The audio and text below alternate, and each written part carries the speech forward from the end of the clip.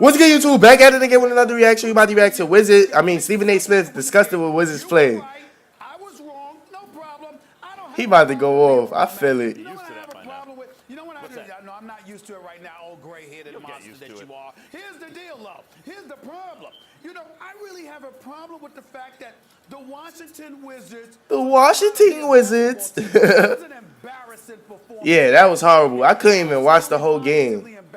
I'm so disgusted with the Wizards right now. I don't know what to do with myself. Every single time you believe in this team, every time you hold out a shred of hope that indeed they're going to step up to the plate. And they don't do it. John Wall didn't show up. Bradley Beal didn't show up. None of them showed up. Yo. Yeah, Avery Bradley was wilding. Embarrassing all of them. He looked, and then John Wall, he picks that game to have an ordinary game. That wasn't even ordinary. That was horrible. Horrible. And then I'm looking at the rest of these guys. 38% shooting. It's crazy. 4% from three-point range. Can't defend anybody. Nothing. Equipment manager could have Yo, he be wilding. Had open lanes to the layup. Nobody's touching him. Nope. Nobody's in the vicinity. Nobody's putting a body. John Wall had open layups and was missing. Did you listen to him after the game? Did you listen to what he said? What he said? Oh, you know, we got to take it to us. We got our you-know-what's whipped. I'm not quoting him on national television because he used a different word. But we got our you-know-what's whipped. But that's all right because we did it at home to them. They did it at home to us. You have to win one on the road to win this series. You know that, right? To win a game in Boston, to win this series. Exactly. It was an embarrassing performance by the Washington Wizards. They didn't show. That was horrible. Effort was lackluster. They didn't look like a playoff. That shit pissed me off. Like, I don't care who win the series, but how y'all play that bad?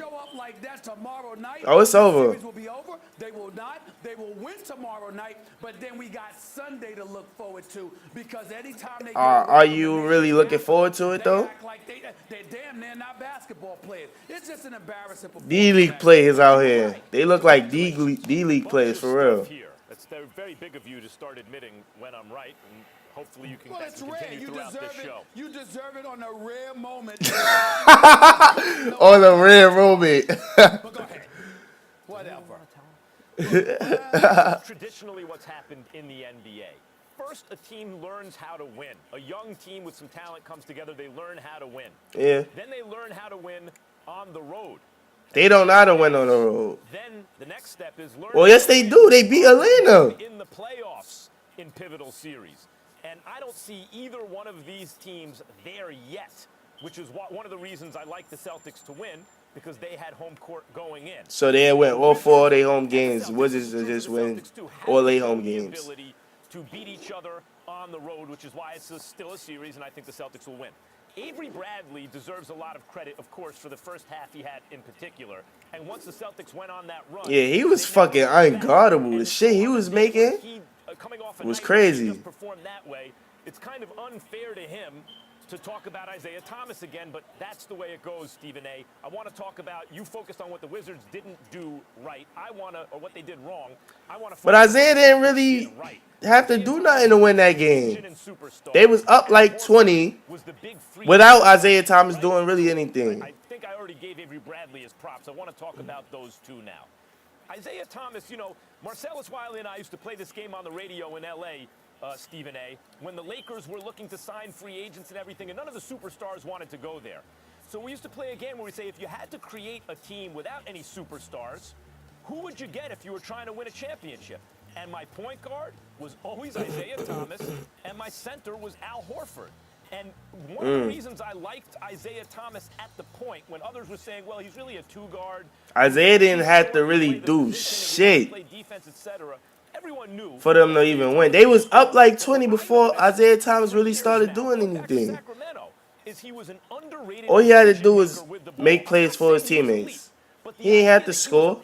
Decision maker with the ball somehow. I just didn't think was true when I watched him. I thought he was solid. And he showed that again last night. You want to send extra attention his way because you know he's Yep. put up 30, 40 points on you. In They the was playoffs trapping against him, but he Atlanta. was getting his Okay, players, fine. his Will he teammates find the open involved. man? Will he give it up for He did teammates? not Will have he to do make the really right scoring. read Fourth to quarter, defend he at proper started scoring a pass? little bit The more, answer but is yes. And that's they was already up significant 20. for Isaiah Thomas, who's seen primarily as a scoring threat. And then the second thing is Al Horford. When they signed Al Horford, Yeah, he been to the playing max contract, good a lot of people were, this whole pointing to the series. fact Well, this that whole he's played playoffs. Fuck this, small in the just the playoffs in the series. past with Atlanta. And that's true in terms of his counting stats. His points and rebounds weren't always very high, and sometimes that reflected an actually subpar performance. But oftentimes it's because the value that Al Horford brings isn't always reflected simply in counting stats.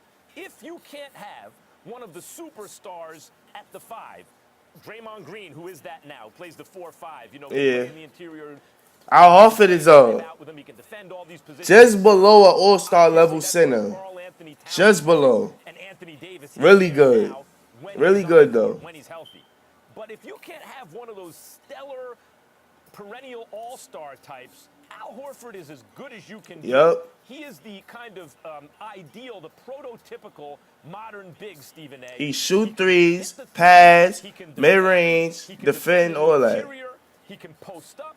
He does everything you want a Big man to do. Now, he's unlikely to drop 30 in a pivotal game. He'd drop at least 18 though. That max contract and go, is he really 18 worth in it? a good, I think on a what, night 7 like last rebounds night, you could maybe? see But he get the 5 variety of his assists. game and the way he can fit into He a could modern get 5 offense assists. Or play playoff basketball if you need defending in the interior, scoring in the interior. It's not that easy to find, and it's kind of exactly what you're looking for. Do they have enough to challenge the Cavs? No. No. I think they have enough to get by the Wizards, especially because of Home court, yep. I agree with Max. But I agree with Stephen A too. The Wizards is playing horrible on the road. They played good against Atlanta on the road, but this series, John Wall he couldn't make layups yesterday. Brad was fucking missing easy 3-pointers. It's crazy. But that's the end of the video. For more reactions, like, comment, subscribe. Peace.